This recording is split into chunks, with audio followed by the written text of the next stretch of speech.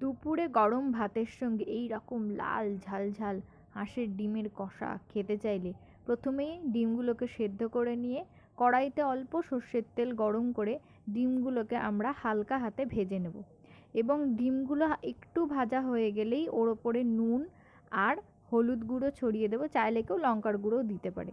দিয়ে হালকা করে ডিমগুলোকে ভেজে নেবো, বেশি ভাজবো না, বেশি ভাজলে কিন্তু শক্ত হয়ে যাবে। এরপর ওই একই তেলের মধ্যে ফোড়ন দিয়ে নেবো শুকনো লঙ্কা আর গরম মশলা, তার মধ্যে একদম কুচি করে রাখা পেঁয়াজ দেবো এবং পেঁয়াজটা একটুখানি বেশি পরিমাণে লাগে এই রেসিপিতে। এবার পেঁয়াজটা হালকা ভাজা হয়ে গেলে আদা আর রসুন গ্রেট করা, এখানে আমি গ্রেট করা ইউজ করছি, রসুনটাকে বাটছি না। তারপরে পরিমাণ মতো টমেটো কুচি, চাইলে কেউ টমেটোটা বেশি দিতে পারে। এরপরে পুরো মশলাটা কষতে কষতে টমেটোগুলো গলে গেলে ওর মধ্যে হলুদ গুঁড়ো, লঙ্কা গুঁড়ো, কালারের জন্য কাশ্মীরি লঙ্কা গুঁড়ো আর জিরে গুঁড়ো দিয়ে মশলাটাকে খুব ভালো করে যতক্ষণ না তেল ছেড়ে আসছে ততক্ষণ কষতে থাকবো। এরপর চেরা কাঁচা লঙ্কা দিয়ে অল্প একটুখানি কষে নিয়ে ডিমগুলোকে দিয়ে দেবো এবং তার সঙ্গে দিয়ে দেবো হচ্ছে গরম জল। গরম জল দিয়ে ভালো করে ডিমগুলোকে ফুটিয়ে গ্রেভি বানিয়ে নেবো নিজেদের পছন্দ মতো।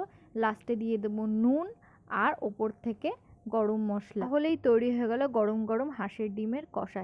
এটা ভাত, রুটি, পরোটা সবের সঙ্গেই ভালো লাগবে। রেসিপিটা কেমন লাগলো তাড়াতাড়ি কমেন্ট করে জানিয়ে ফেলো আর লাইক দিয়ে দিই।